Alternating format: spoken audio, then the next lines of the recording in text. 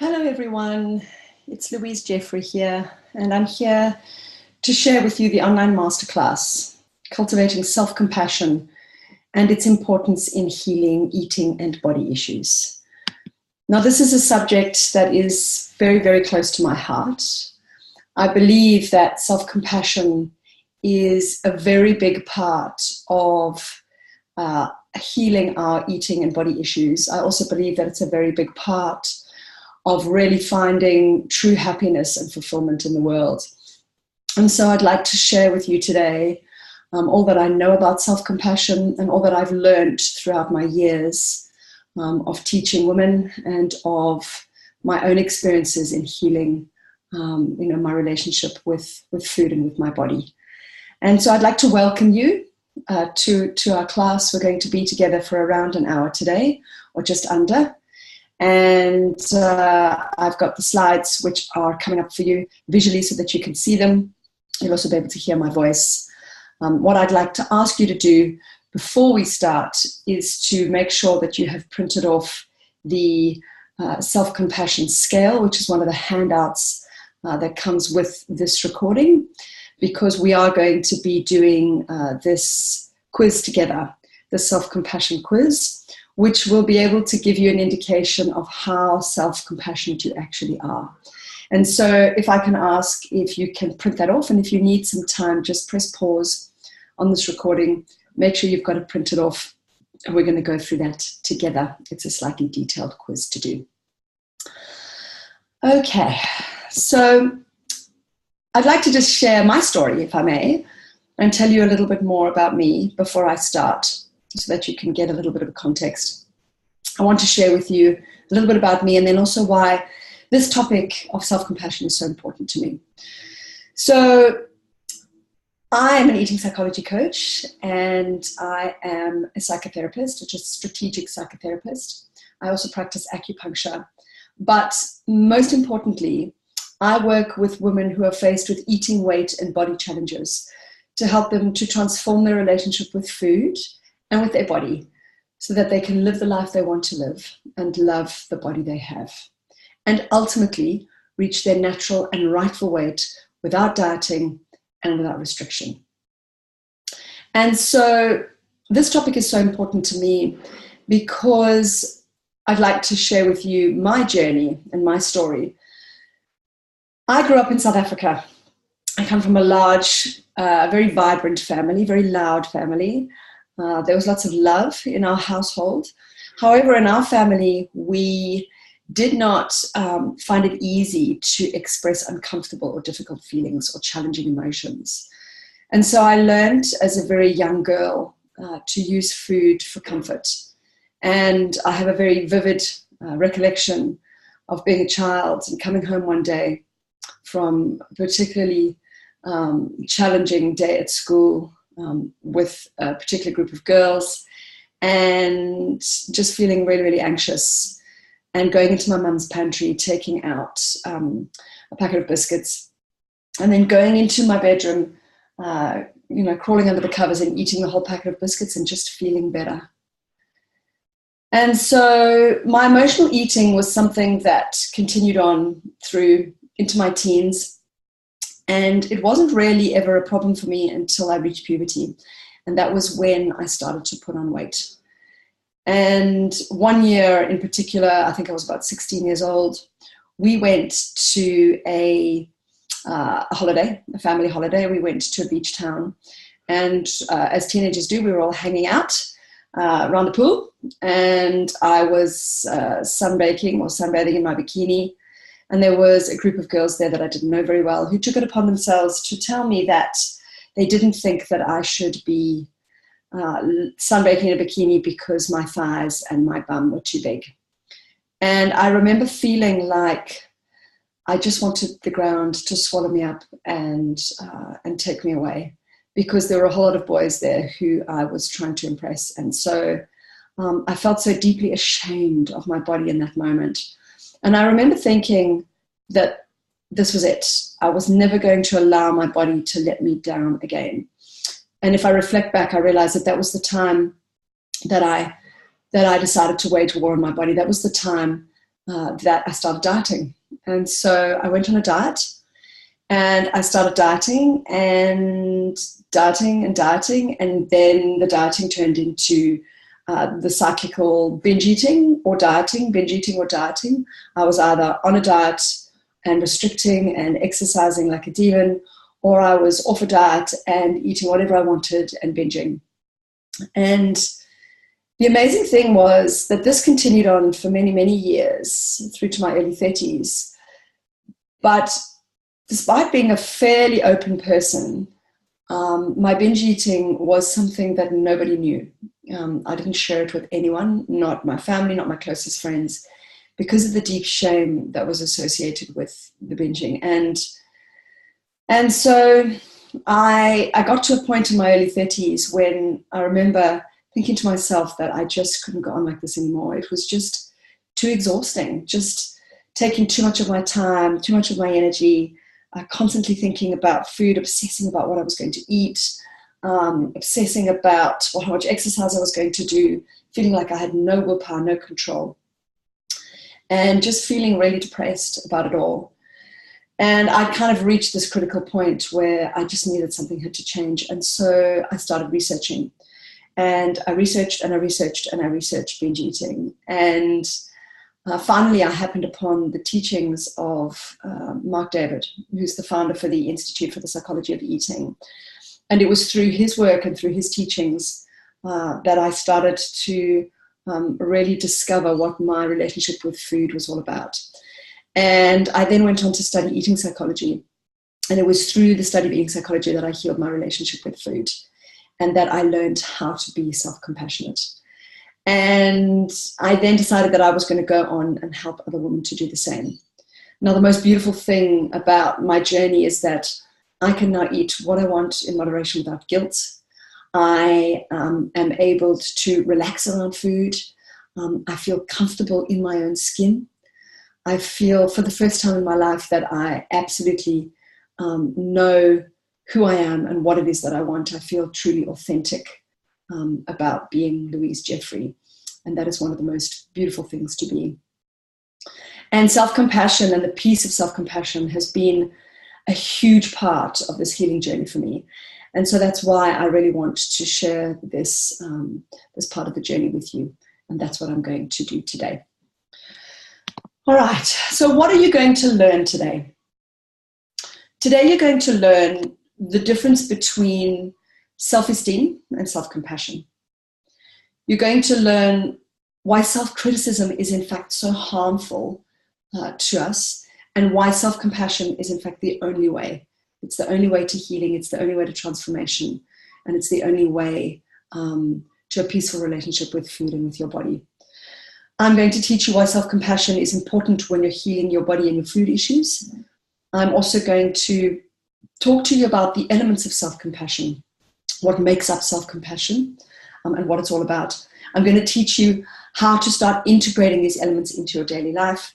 And I'm also going to share with you 4 strategies for daily compassion practice. And these 4 strategies, if you implement them, will make a huge difference to healing your relationship with food in your body. And not just that, it'll have a huge impact, a positive impact on the way that you feel about yourself, the way that you show up in the world, the way that you interact with other people, just creating much more happiness and fulfillment. So by the end of this class, you're going to understand what self-compassion is. You're going to understand why it's so important, and you're going to learn how to integrate it into your daily life. So I'd like you to take a moment now, and I'd like you to take out a pen and paper, and I want you to just think, over the past week or even couple of weeks, I'd like you to think of one example, or perhaps even 2 or 3 if you can, of times when you've been non-compassionate, in other words, that you've criticized yourself. And I'd like you to just write those down. And I'm going to get you to just pause the video if you need to, because I'll give you a couple of minutes to do it. And just write down these examples, these evidences that you have of non-compassion or criticism for yourself. Okay. So now that we are back again, and now that you have thought about the times when you are compassionate or non-compassionate to yourself, I'd like you to consider how difficult or easy was it for you to identify those times when you're really, really hard on yourself. How difficult was it for you to really note when that happened? And the reason that I ask you to do this is because one of the things that's really, really important when we are starting to move into developing self-compassion is to become aware, acutely aware of when we are very critical or when we're very harsh on ourselves. Most people are much harder on themselves. 99% of people are much harder on themselves, much more critical of themselves than they are of other people, much more judgmental of themselves than they are of other people. And in fact, this self-criticism is so deeply ingrained in their psyche that they actually don't and are not aware of when they're actually talking to themselves badly. It just is part of their daily practice. It's part of their daily behaviors, part of their daily life. And so I'm wanting you to really get a sense for how aware you are of the way that you talk to yourself. And obviously, if you found this hard and you couldn't really identify it, it probably means that you're not necessarily aware enough yet of the way that you speak to yourself. You know that you're hard on yourself, but you can't necessarily identify exactly when. But if you found this easy, then it sort of shows that you are certainly someone who's more aware around the criticism and the non-compassion, and cultivating an awareness, a mindfulness around self-compassion is something that we're going to discuss as incredibly important in creating self-compassion. Okay, all right. So let's think about this. When you reflect back on those times when you were really harsh on yourself, even if it wasn't in the last couple of weeks, even if it was at key times in your life when you reflect back over the last few years, I want to ask you this question. What was the results of the self-criticism? Was it motivation, or was it shame and self-loathing? And I bet that you'll say to me that it was shame and self-loathing. There may have been at times an element of kicking you into gear and motivating you to kind of get moving. But for the most part, and I would say probably 99% of the time, there was shame and self-loathing attached to that self-criticism. The interesting thing about moving towards self-compassion is that we logically know that it makes sense. We know that it makes sense to be more compassionate. We know that we feel better when we are more compassionate. But it's tough at first. It's really, really hard to get this, to start to integrate into your daily life something that you're cognitively aware of. And it's a big shift. It's a shift because it's something that you've been doing your whole life. If you've been speaking to yourself badly your whole life, this is going to be a big shift for you. But what I want to tell you is that the rewards are huge. They're massive. If you can master the self-compassion, and I truly don't think that it's one of the hardest things to do. It definitely takes time and it takes patience. But it's not necessarily one of the hardest pieces to do. But if you can work on it and you can get it right, the results are absolutely transformational and incredible. It takes time and patience. But for me, it is the missing piece of the puzzle. It is that piece of the puzzle that is probably the most important in your healing journey towards happiness and fulfillment, towards being your authentic self, and towards healing your relationship with food and with your body. All right, so let's talk about self-compassion. What is self-compassion? Self-compassion has three components. And what I'm going to share with you today is from the work of the lovely Kristin Neff. Now, Kristin Neff is a researcher. She has a PhD, and Kristin Neff is one of the incredible women who speaks out about self-compassion and the importance of self-compassion. And she's done a lot of research around self-compassion, some really, really interesting and fascinating research, some of which I'm going to share with you today. But she says that self-compassion has three components. The first one is self-kindness versus self-judgment. And by this, she means self-kindness is speaking to yourself with a soothing and warm and calming tone, versus self-judgment, which is a critical tone, which is a harsh tone, which is a judgmental tone. There's a real difference between self-kindness and self-judgment. And so the first component is really being able to identify the self-kindness versus the self-judgment. The second component of self-compassion, as said by Christian Neff, is common humanity versus isolation. Now, what's really interesting is that when most of us are suffering, we tend to feel like we are alone. We tend to keep it to ourselves. We're often holding it under wraps because of the shame that we carry with it. And this is particularly prevalent in those who suffer with disordered eating, with challenged eating, with binge eating or overeating, emotional eating. There tends to be a lot of shame. And so we hide it away. And so this creates this feeling of isolation. So what Kristen Neff says is that this second component is being able to really understand and then being able to integrate that suffering is absolutely part of the shared human experience. Every single human being on the planet goes through suffering, and every single human being on the planet experiences suffering in varying different degrees. When we experience suffering, we are not in isolation, we are not alone. And so being able to tell yourself that you're not alone, that everybody goes through suffering, whether it's your kind of suffering or another kind, helps you to really feel more compassionate for yourself rather than shameful and rather than harsh and critical. So the third component of self-compassion is mindfulness versus over-identification. Now, mindfulness, the way that Christian Neff describes it, is the willingness to lean in rather than away from our suffering, but not exaggerate it. In other words, we all have feelings. We all, as human beings, experience emotional feelings.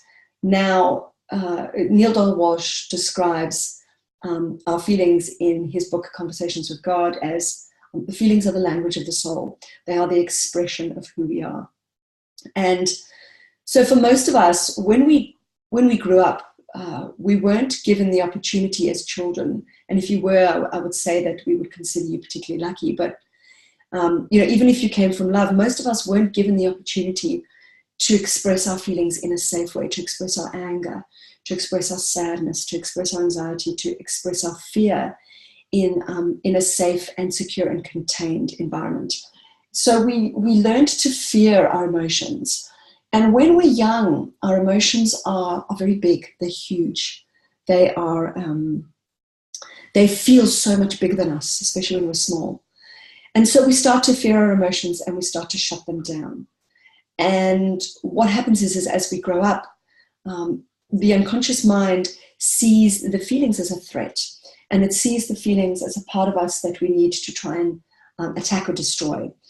And so we start to try and repress our feelings, and we almost lock them into the basement of our being.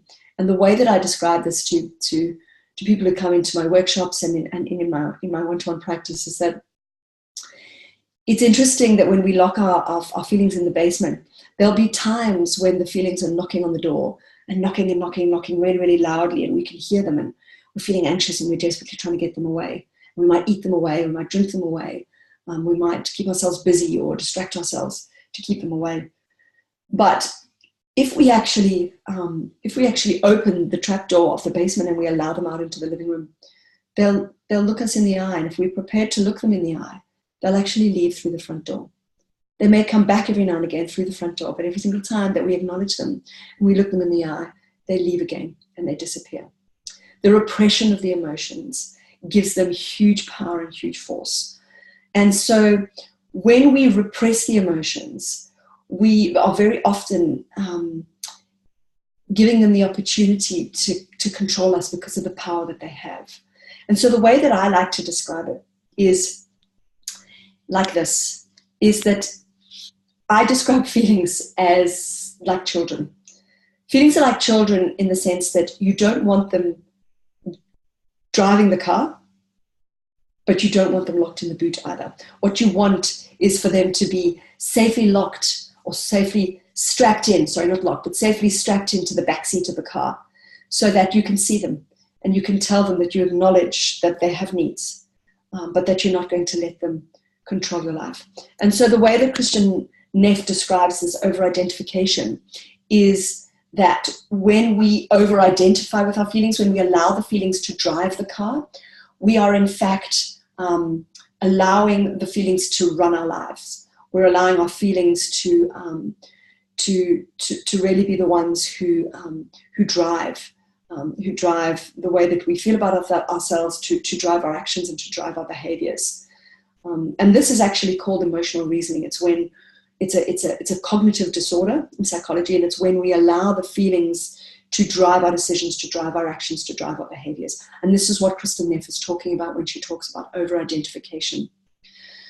The opposite side of this, and what we're trying to work towards, is a more present or mindful state with the feelings, being able to strap them into the backseat of the car, being able to see them, to look them in the eye, but allowing them to leave through the front door, not through the back door, not locking them in the basement. So this is this willingness to lean in rather than away from our suffering, because everybody has it, but not over-exaggerate it at the same time. So just to recap, Kristen Neff talks about the 3 elements of self-compassion: self-kindness, which is understanding of our suffering, understanding of who we are as human beings, and not punishment. The second is the sense of common humanity, the fact that everybody goes through this, the sense that we need to understand that suffering is part of the shared human experience. And the third is mindfulness, neither ignoring, in other words, locking away in the basement or in the backseat of the car, in the boot of the car, nor exaggerating our feelings of failure. So in other words, not letting them drive the car. Okay, imperfection is a human condition. And I've said this before, but we tend to feel isolated in our suffering. In other words, as if it's a problem with us rather than part of the human experience. I'm highlighting this again because what I want you to understand here is the more compassion we have for ourselves, the more we can give to others, and the bigger difference we can actually make in the world, and the more we can show up to be our true compassionate and kind selves. Okay. So we're going to do some work on the self-compassion scale.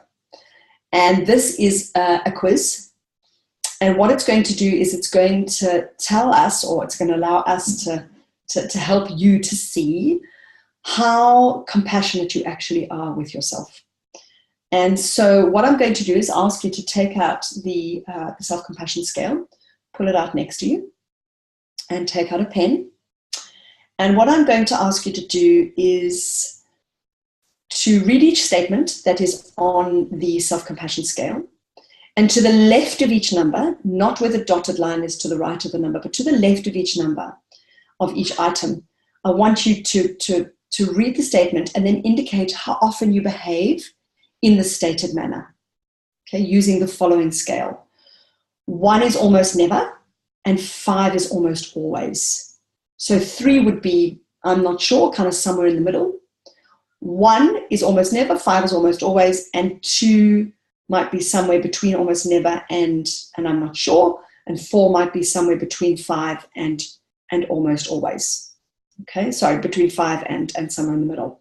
So read each statement, to the left of each number, indicate how often you behave in the stated manner, and you're just going to write a number down, 1, 2, 3, 4, 5. What I'm going to suggest before you start, don't start yet, is that whatever comes to mind first, the first number that comes to mind is what you write down. Don't overthink it. Don't put down what you would like to be or what you think you should be or how you have been in the past. I want you to rate yourself now. Okay, so go ahead and do that. I'm going to give you a few minutes, and I'm going to get you to pause the recording, if you will, and I'm going to give you a few minutes just to do that. Off you go.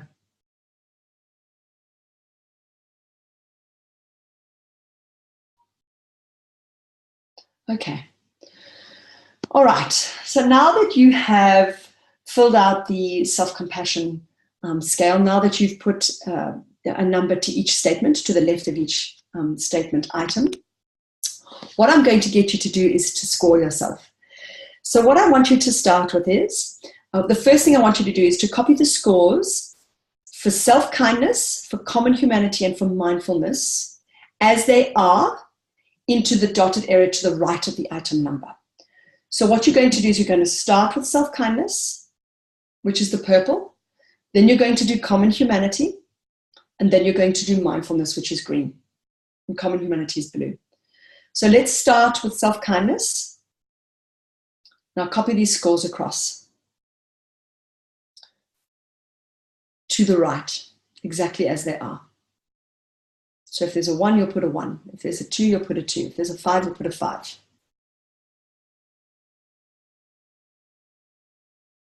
Okay. So once you've done self-kindness, and as I say, pause if you need to, then you're going to score blue, common humanity. Exactly as they are, take the numbers from the left and put them into the right dotted line to the right of the number. So common humanity is blue. Go ahead and write down your score.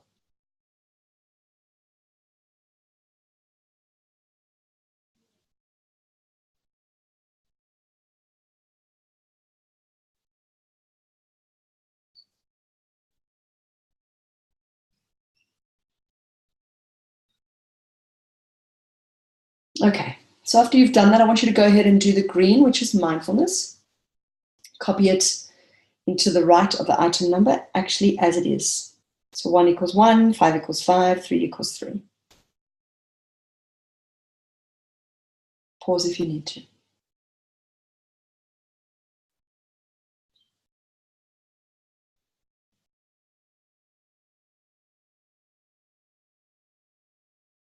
Okay.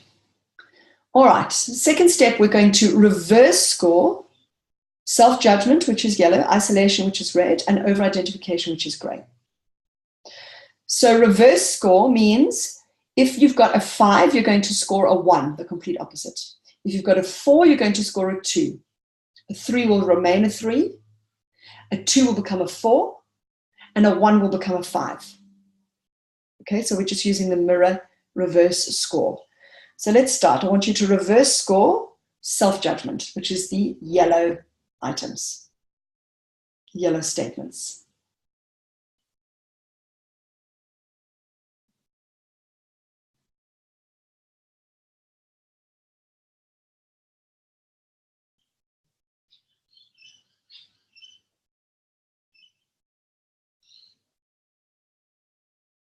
Okay. Pause if you need to, but now that you've done self-judgment, we're going to move on to red, which is isolation. You're going to reverse score isolation as you have done with self-judgment.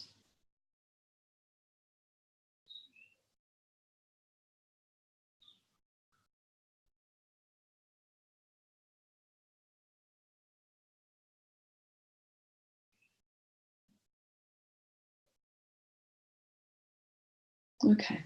And once you've done isolation, you're then going to go ahead and do over-identification, which is the gray. So you're going to reverse score this as well and copy it into the dotted area to the right of the item number.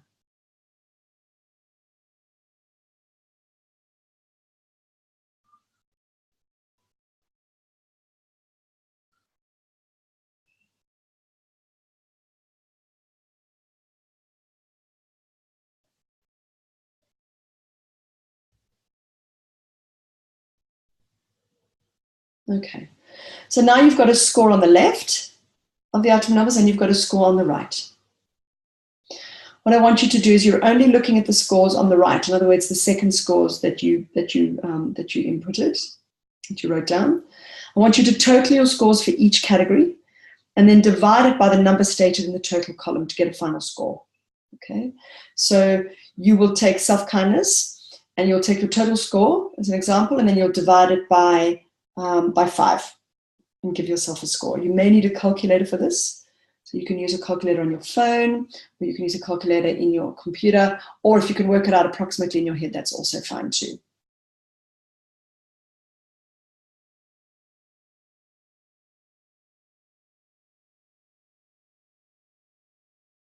And then you're going to do the same for the total score.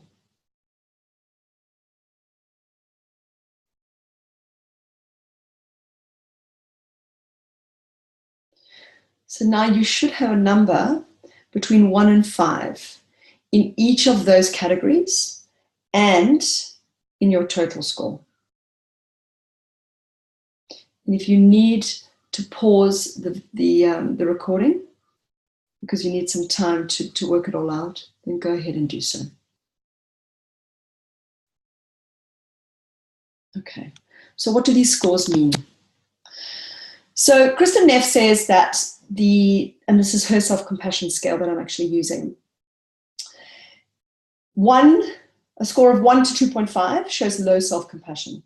A score of 2.5 to 3.5 shows moderate self-compassion. And a score of 3.5 to 5 shows high self-compassion. Now, what I want you to do is to look at your total score first off and see where that sits. And you'll get an indication of kind of where you sit, whether your self-compassion is low, moderate, or high. And then I want you to look at each of those areas. We're looking at the areas of self-kindness versus self-judgment, mindfulness versus over-identification, common humanity versus isolation. And what you'll notice is that they tend to mirror each other, or if their middle numbers tend to be very, very similar. So if there are 3, they'll often sit close to a 3 sort of number. Otherwise, if one is a 1, the other one will be 5. So what we're looking at is I'm really trying to get a sense, give you a sense of where your self-compassion strengths and weaknesses in fact lie. So it might be that you're actually pretty good at being mindful of your feelings. You're not someone who locks them away. You're someone who's pretty good at identifying them. But you still have a very, very harsh critical voice. Your self-judgment score is very, very low, and your self-kindness score is high. So is low. So have a look and see where the areas are that you really need to work on. It'll give you a very, very good sense of where you need to be. And what we do with this scale and with this quiz is, once you've worked on your self-compassion for 6 to 12 months, I'll get you to do this quiz again, to do the scale again. And what you'll notice is there will be a dramatic difference in your scores. And that's really, really what we want to see. We want to see you really improving on these scores. Okay, I hope that you found that useful. I hope that you found it interesting. And if you've got any questions at all about this, you can always get in touch with me, and I'll show you how to do that at the end. I'd love to hear how you guys went, and I'd love to hear what areas you're most challenged with and what you need to work on. Okay, so let's talk about why self-compassion is so important. Self-compassion is so important because what we know from research is that people who feel better about themselves are far more likely to look after themselves, to find a stable weight, and to be healthier in the long term. So let me just say that again. People who feel better about themselves are far more likely to look after themselves, find a stable weight, and be healthier in the long term. So let's just move on to talk about self-esteem. Now, I want to talk to you about the difference between self-esteem and self-compassion, because what I found is that when I teach the module of self-compassion, when we start to talk about self-compassion in the groups and in the classes and workshops, there's always the question that comes up, what is the difference between self-compassion and self-esteem? So I wanted to share something with you. And again, this is something really interesting that Kristen Neff says about self-esteem versus self-compassion, and the difference is that self-esteem is something that's been the focus of psychology for around the last 50 years. And what it tells us, and what it's led us to believe, is that to have good self-esteem, we're kind of special. That some of us have good self-esteem and some of us don't.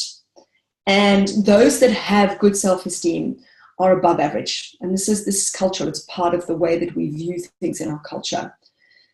What's unfortunate here is that it's hard for everyone to be above average. And this is where the problem comes in.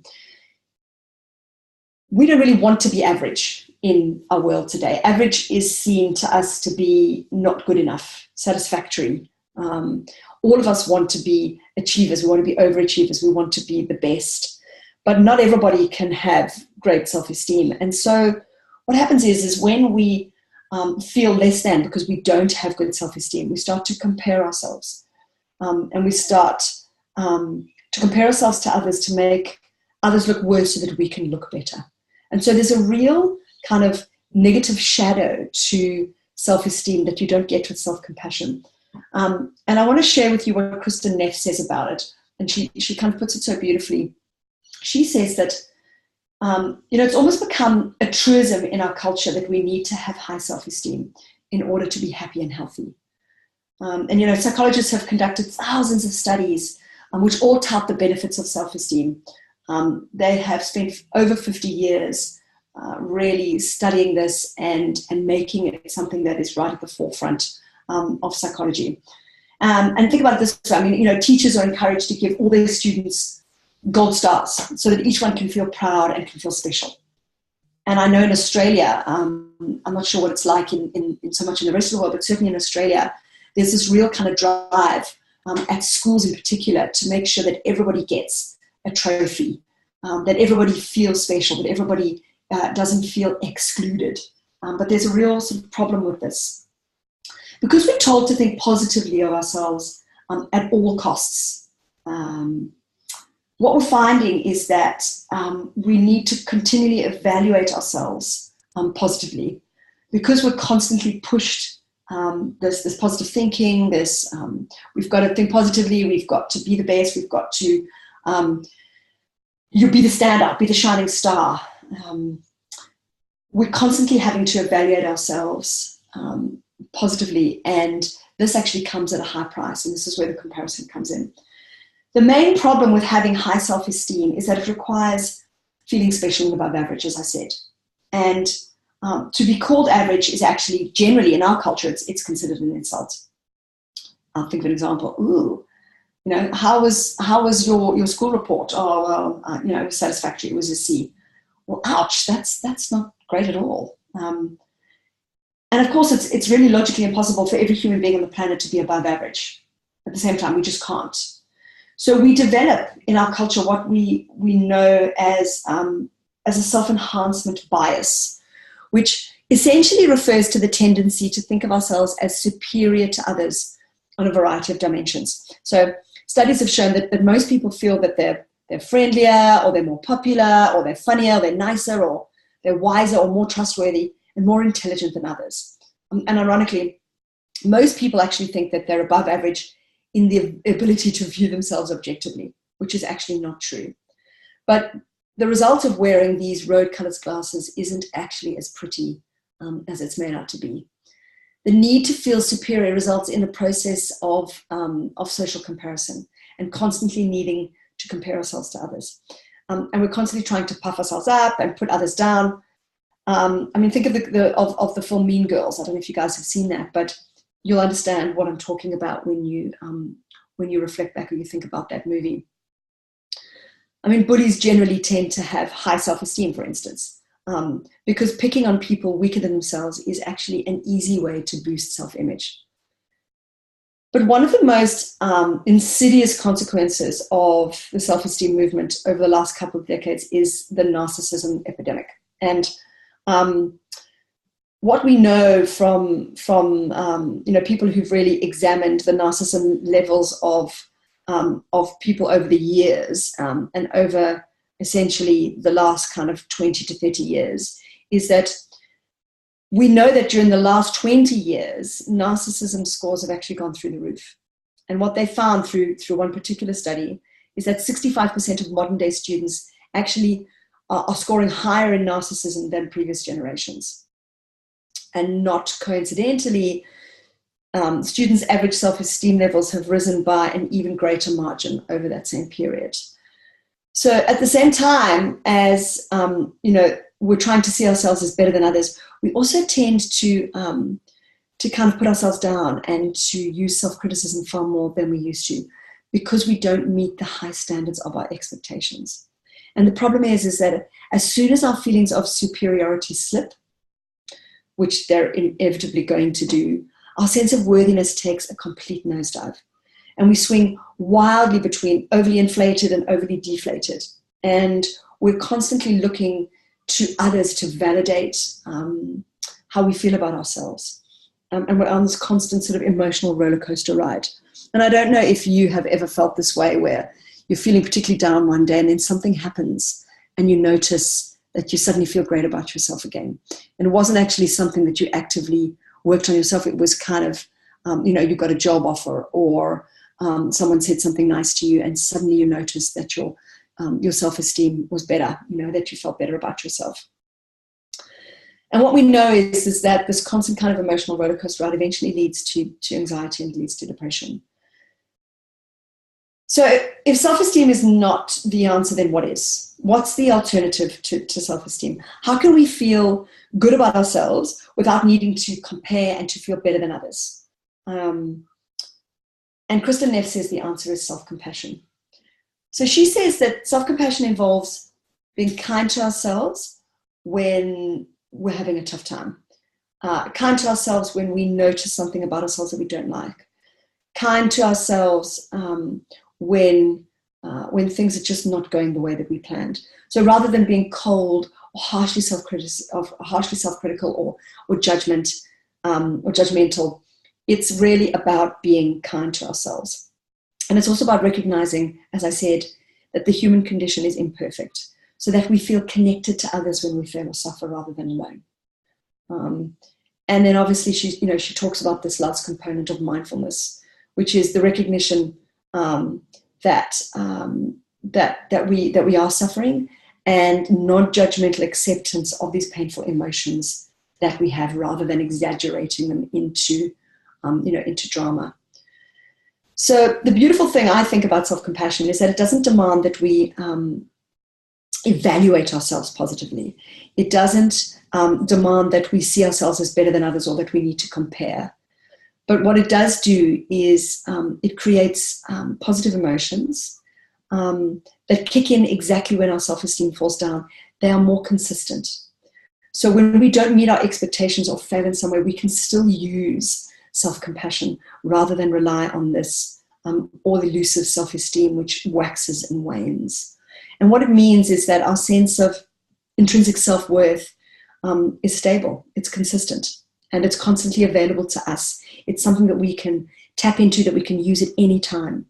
And Kristin Neff talks about the fact that her research has shown that self-compassion offers the same benefits as high self-esteem, such as less anxiety and depression and greater happiness, but it's not associated with the downsides, such as social comparison or narcissism.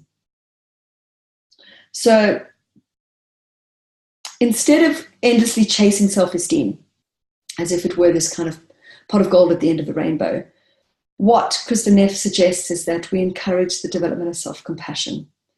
And that way, whether we're on top of the world or at the bottom of the heap, it actually doesn't matter. We can embrace ourselves with a sense of kindness, with a sense of connectedness and emotional balance. And we can provide for ourselves the emotional safety that we're always looking to others to provide for us. And we can therefore see things objectively and make whatever changes that we need to address our suffering, to make change. And we can learn to feel good about ourselves, not because we're special and above average, not because we're better than others, but because we're human beings intrinsically worthy of respect and worthy of love. And I think that's just such a beautiful way to articulate it. Okay, so the idea is really to stop chasing self-esteem and start developing self-compassion. So why as human beings are we critical? Why do we feel the need to be critical? And what I would say to you is that it's because we believe that it motivates us. We believe, and we've been taught to believe, perhaps our parents were highly critical, or our teachers were, or our peer groups were, but we believe that it motivates us, when in fact research actually shows that self-criticism undermines motivation. We know that it leads to constant self-criticism leads to depression, and it leads to anxiety, and it leads to apathy. and it leads to a lack of motivation. And what it does, continuous self-criticism actually creates a threat. It creates a threat to our self-concept. It creates a threat to who we are as human beings. And so it activates the threat response, or what we call the fight or flight, which is a threat to our self-concept. And as human beings, and part of human nature is that when we have a problem, we attack the problem. We go about attacking that thing that is causing us the harm. And so if we're the ones who are causing ourselves the harm, or causing ourselves the sadness or the fear or the anxiety, we're actually attacking ourselves. And so when we attack the problem, we attack ourselves. Now, the result of this is that when we are the attacker and when we are the attacked, we have double the cortisol. We have double the adrenaline. We have double the fear. Okay, because not only are we an attacker, but we're also the attacked. And what happens is over a period of time, the more that we attack ourselves, the more that we criticize ourselves, eventually our physical body shuts down. And when the physical body shuts down because it's been attacked, leads to probably the most well-known is autoimmune diseases, where the body starts to attack itself. But ultimately depression, health issues, weight gain, and of course, as I mentioned, a lack of motivation. And there's really this cycle that goes around, which is a kind of self-fulfilling prophecy. When we are critical of ourselves enough over a longer period of time, we start to doubt our own ability. It's not that we need other people to tell us, it's that we're telling ourselves, and we start to doubt our ability to perform or to achieve or to be successful. And what happens then is that we start to have reduced motivation, and we start to have reduced overall well-being. And we then develop this fear of failure, which becomes a self-fulfilling prophecy. So the less that we do, the more we believe that we are not worthy, and the more we criticize ourselves. And then the more that happens, that reduces our motivation even further. And so this fear of failure just becomes self-perpetuating. It becomes a self-fulfilling prophecy. So as human beings, whether we like it or not, we're actually mammals. We're highly evolved, and our brains have evolved really, really quickly over the last 1,000 years in particular. But we are also part of the mammalian caregiving system. And so if you consider chimps or monkeys, as mammals, we're actually programmed to respond to safety. We're programmed to respond to warmth, to comfort, and to soft vocalizations. And the reason for this is because when we have when we have our young offspring, we're looking to give them the best possible opportunity for them to survive. We want them to have the best possible position for them to do their best so they can survive. And so this programming that we have to respond to safety, to respond to warmth and comfort and soft vocalizations, is really about survival of the young and survival of the fittest. And what happens is that when we're young, and our mother or our father or our caregiver may respond or talk to us or soothe us with warmth and comfort and soft vocalizations, we actually, our bodies are flooded with the release of oxytocin and dopamine, which are the feel-good hormones. And so we know that when we speak to others in this way, they have these rush of feel-good hormones. And it's the same when we speak to ourselves. When we speak to ourselves with warmth, with comfort, with soft vocalizations, we have an absolute rush of oxytocin and dopamine in our system, and we have feel-good hormones. And this puts us in the best possible position to do our best. Oxytocin and dopamine help us physically and mentally do our best. That is when we're in the best possible position to do so. So I want to share with you what self-compassion is not.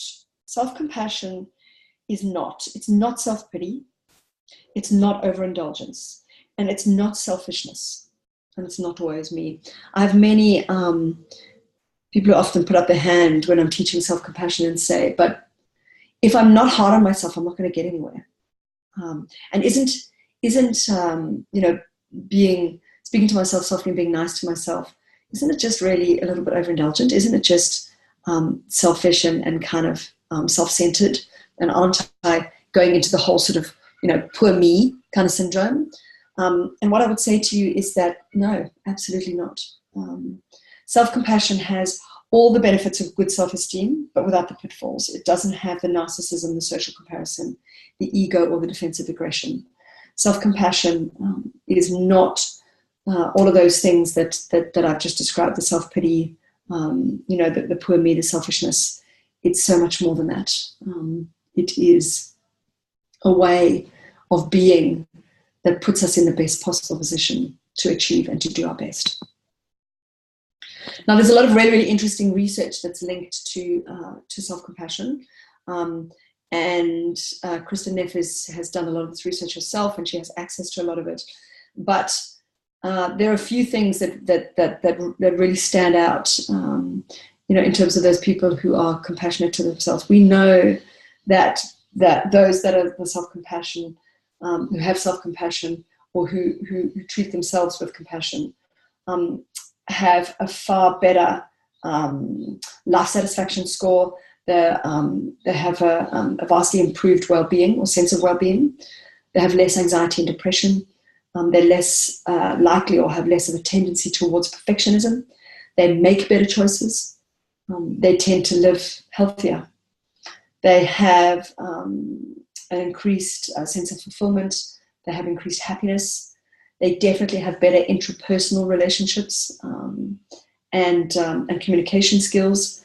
They also have increased responsibility, and this is particularly prevalent in children and in teens. And they also have a stable sense of self-worth, and rather than self-esteem, which is inconsistent and varied. So I'd like you to take a moment now and pull out your pen and paper again. And I'd like you to think about how your life would be if you treated yourself with compassion rather than criticism. And I want you to list 4 things about how your life would be different. What would start happening in your life? What would be different about your life? And think broadly, think widely. Think about the impact on your life. Think about, if I was more compassionate with myself, would I therefore be less afraid to go ahead and try new things? And therefore, would I be more successful in being an entrepreneur, for example? Or if I was more compassionate, would I be more open to being compassionate to other people? And therefore, would I become a better friend? What I would love to know is I'd love you to think personally for yourself. How would your life be different if you treated yourself with compassion rather than criticism? And I'm just going to give you 3 or 4 minutes to write that down. And if you need more time, go ahead and pause the video.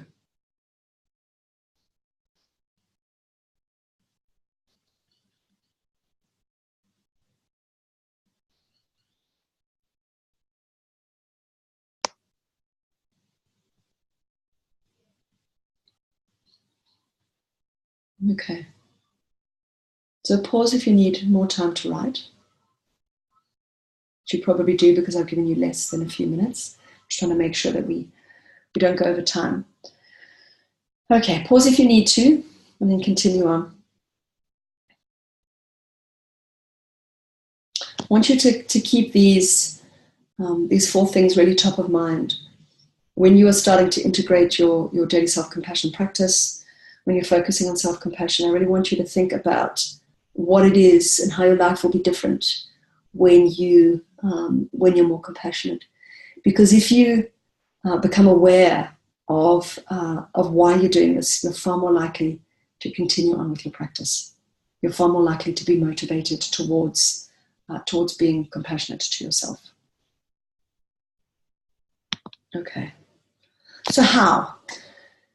The big question is how. How do we go about being more compassionate with ourselves? There are kind of 4 key areas, and then I'm going to go into the strategies, but I just want to share with you these 4 key areas first. The first thing is to become consciously aware, to start to become more mindful of how compassionate you're being with yourself. So the first step really is to is to start to identify this critical voice, and I'm going to talk about that in the strategy. But one of the reasons why it's important to become more consciously aware is because, and I love this analogy that Kristen Neff uses, which is the analogy of sitting in a movie and actually watching a movie, and you're engrossed in this movie, and it might be a movie that James Bond, where there is a hero who's hanging over a cliff and he's trying to save the love of his life, and he's holding onto her arm, and you're completely engrossed with every fiber of your being in this movie, and suddenly the man next to you sneezes, and you suddenly bring yourself back to reality, and you go, oh wow, I'm actually in the movie theater. Now, when we're not, when we're actually in the present moment, when we're mindful, when we become consciously aware, we're far less susceptible to emotional reasoning, which is the cognitive disorder where we start to use our emotions to determine our actions and behaviors. And so it's far easier for us to become objective and to be able to see things from a different perspective, and to be able to take the emotion out of the situation and to be able to solve the problem. It's far easier and far more likely that you'll solve the problem if you become more mindful and more consciously aware, so you can get that different perspective. Number 2 is to not set yourself unrealistic expectations. So, one of the perfectionist traits, and I know this because I used to be a perfectionist, but is to set ourselves unrealistic expectations, which we can never live up to. Because when we set ourselves unrealistic expectations, we are constantly going to be critical of ourselves when we don't reach what we set out to do, when we don't reach those unrealistic expectations. The third area here is, I'd like to ask you to give yourself permission to be compassionate and to get it wrong. Sometimes all it takes is that we actually need permission to do this. I'm hoping that at least this masterclass will have given you the permission to go ahead and be compassionate with yourself, especially because it's given you the understanding of why it's so important. But give yourself permission to be compassionate, and give yourself permission to get it wrong sometimes. It's absolutely part of the human experience to get things wrong and to fail. And without failure, we can't have growth. Without failure, we can't have success. Without failure, we can't have transformation or healing. So getting it wrong is fine, and it's needed and necessary for growth and transformation. And then remind yourself that imperfection is part of the human condition, and that you're not alone. That suffering is something that's shared by the whole of humanity, by every single person on the planet, and you're not alone in your suffering. Okay, so let's talk about daily compassion practice, and I'm going to share with you 4 daily strategies for cultivating self-compassion. And if you implement these strategies into your life, and if you implement these strategies and you do them consistently, you'll find that within a few months you'll notice a dramatic difference. And within 6 to 12 months, you will, as far as I'm concerned, be a completely different person. And this is exactly what happened for me. Number 1 is to notice and quieten your critical voice.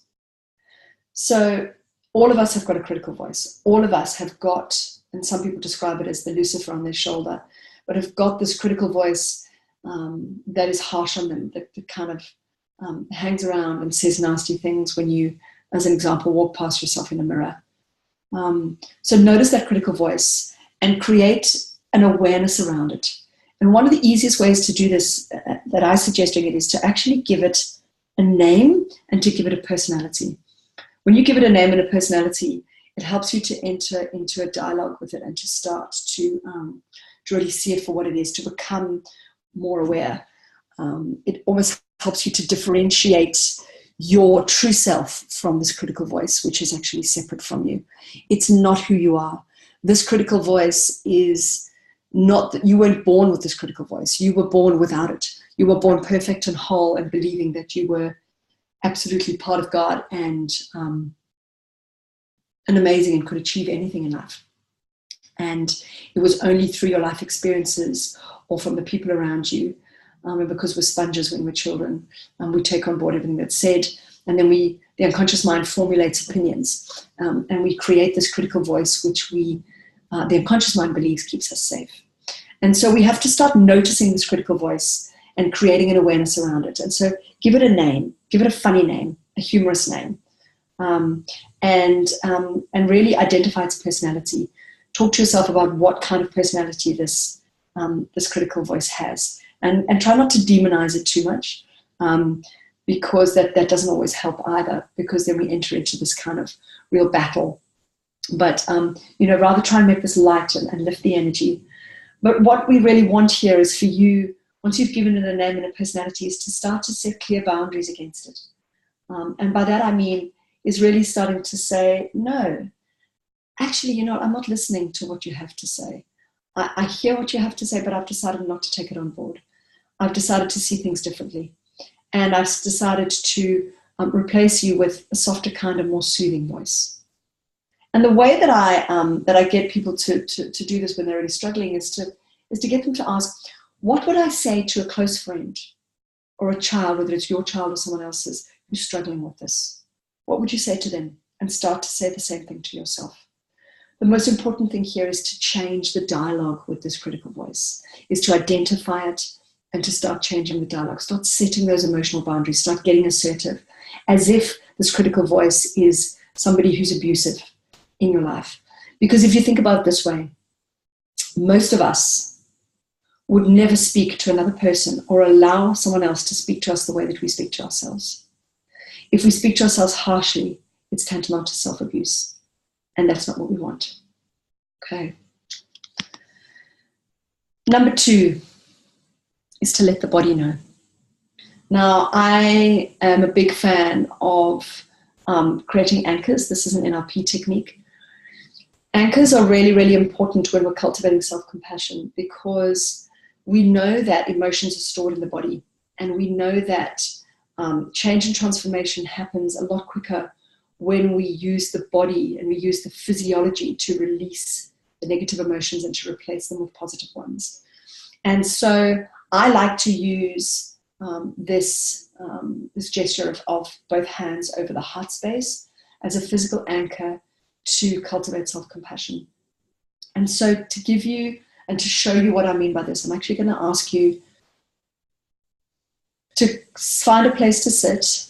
If you're not already sitting down, which you probably are, to sit down with your feet on the floor. I want you to take a deep breath. In and out. And another one in and out. Breathing deep into the belly and out again.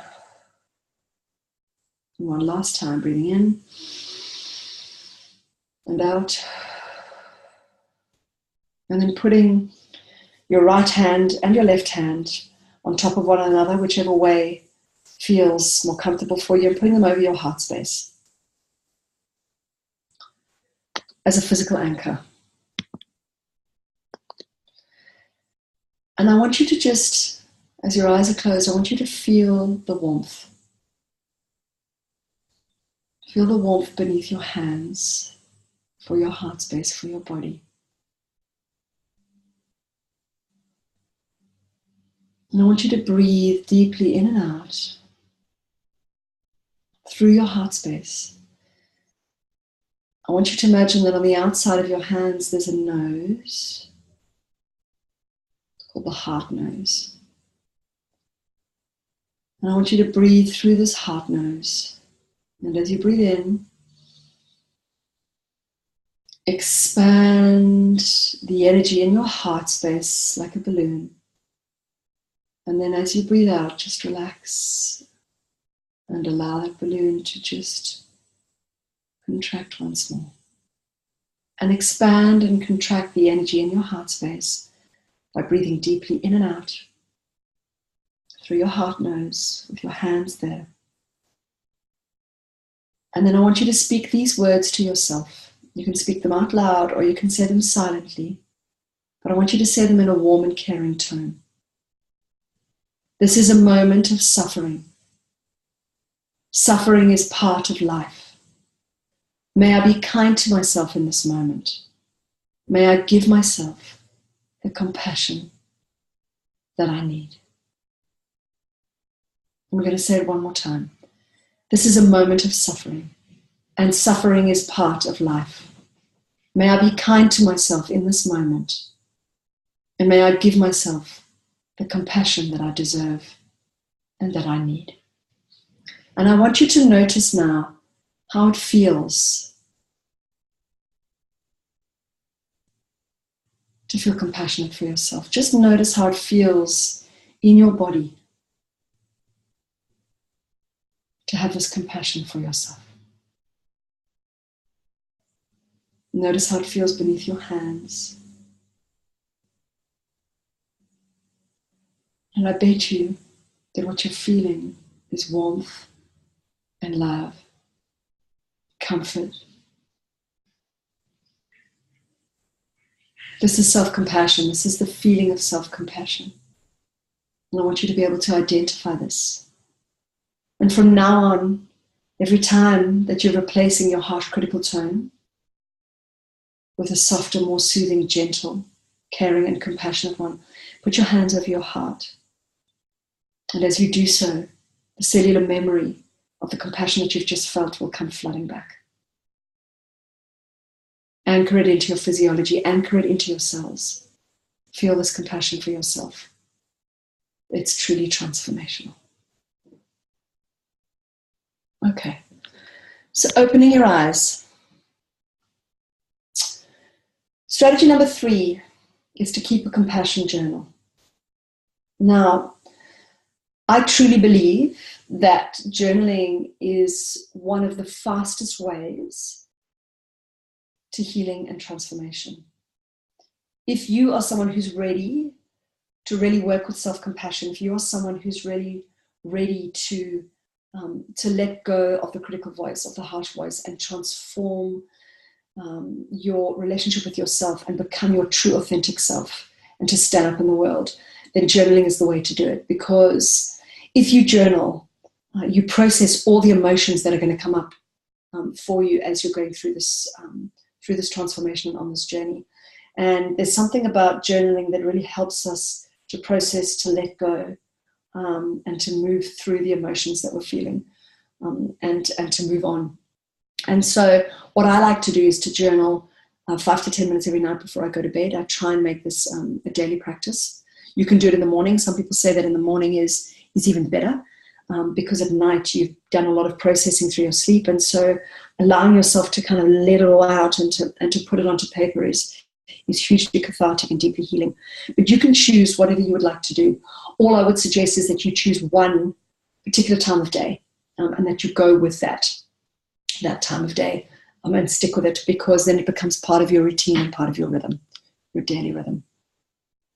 Okay, strategy number 4. I know we haven't talked about food, but what I'd like to suggest is that mindful eating becomes part of your self-compassion practice. Jan Chosenbay says, mindful eating replaces self-criticism with self-nurturing. It replaces shame with respect for your own inner wisdom. And eating is in fact the ultimate, it's the ultimate act of self-nourishment, of self-love. And so when we eat mindfully, we replace self-criticism with self-love, with self-nurturing, with self-nourishment. And so include mindful eating as part of your practice. If you're not sure what mindful eating is, I've got lots of videos on my website which talk about this at louisejeffrey.com. And I talk about this a lot in the videos that I share on Facebook, etc. But essentially, it's the practice of making sure that you breathe before you start eating, that you put your body into a relaxation response, 10 long, deep abdominal breaths, that you take at least 10 to 20 minutes to eat every single meal, that you taste your food, eat with all of your senses, you remain present and you're not distracted. You make sure that you're sitting down, and that you chew at least 20 times with each mouthful. And what you'll notice is that you'll feel so much better about yourself. You will stop overeating as much. Your cravings will reduce, and you'll look to food less for emotional nourishment and for de-stressing. Okay, so those 4 strategies are the 4 that I've chosen as the the best and the strongest to kind of really help you with your self-compassion practice and to get you there as fast as possible. Before we end, I just briefly want to talk about the highly sensitive person with the HSP and the empath. Around 95% of the women that I see in my practice are highly sensitive women, highly sensitive people. The highly sensitive person, or HSP, which is Dr. Elaine Aron's work. It's her identification. The HSP is someone who has a highly sensitive nervous system. Is somebody who's aware of subtleties in her surroundings and is more easily overwhelmed when in a highly stimulating environment. Now, I don't know if this feels like it's you, but I'm a highly sensitive person. I'm an empath. What we know about the highly sensitive person is that we're far more prone to anxiety because we feel the world around us so deeply. We're far more prone to controlling behavior with ourselves, and we're far more prone to criticism, far more sensitive to criticism, should I say. And so why am I bringing this up? It's imperative that if you're an HSP, that you set clear and firm energetic, emotional, and physical boundaries. Because if you don't, you are at risk of putting your well-being at great risk, or really impacting or harming your well-being. And so it's really important, in fact, most important, that the HSP, or the highly sensitive person, the empath, practices self-compassion and that she has a good self-care routine. It's really, really important, if you are an empath, that self-compassion is part of your daily practice, because you will find that you are far more sensitive to criticism, and you don't want this criticism to affect your well-being. So here are some examples of criticism and some ways that you can reframe them into compassion. Saying something like, "I am so stupid," could be, "I made a mistake and that's okay. What can I learn from this?" The criticism of, "Wow, you look so fat in that outfit," as you walk past yourself in the mirror, could be, "I've put on weight. Yes, I have. But I choose to love myself unconditionally through my weight loss journey." And the third one might be, "Why do I never seem to have any willpower?" We could reframe as, "Even though this eating journey is hard, I am doing the best that I can." Reframing and changing the harsh, critical comments or judgments of yourself into a more positive affirmation is such an important part of self-compassion practice. Learning how to do this is really, really key to mastering self-compassion. The first step to change for all of us right now is to accept our reality right now, to honor the process. Compassionate self-awareness leads to change, whilst harsh self-criticism only holds the pattern in place, which creates a stubborn and defensive basic self. So be gentle with yourself as you would with a child. Be gentle but firm, and give yourself the space to grow. So what have we learned today? We have learned today the difference between self-esteem and self-compassion. We've talked about why self-compassion is such an important part of being a happy and fulfilled individual, of transforming your relationship with food and with your body. We've talked about why self-criticism is so harmful to us, and why self-compassion is in fact the only way to be. We've talked about why self-compassion is important when healing body and food issues, and why we're far more likely to succeed in losing weight, in sustaining a healthy weight, in creating peaceful eating patterns and healthy eating patterns when we're self-compassionate. We've looked at the elements of self-compassion as described by Kristen Neff. We've talked about how to integrate them into your life. And I've also offered you and given you 4 strategies for daily compassionate practice. I really hope that this masterclass has been useful for you. I know that it was life-changing for me, and it has been for so many women that I've shared it with. I would really, really hope that you are really motivated now to go and implement these compassion practices into your daily life, and to really see and feel and reap the benefits. And please, I'd love to hear from you. please visit me at louisejeffrey.com. I also have a Facebook group, a free Facebook group, which is called Women at Peace with Food. If you search for Women at Peace with Food, and Food Body Love, which is my Facebook page.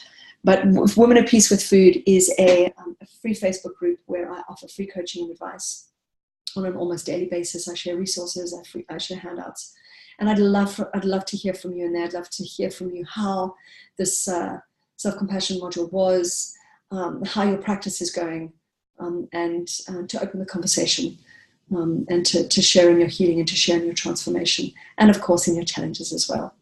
So thank you so much for giving me the privilege of sharing in this journey with you, and I'll see you all again soon. Bye.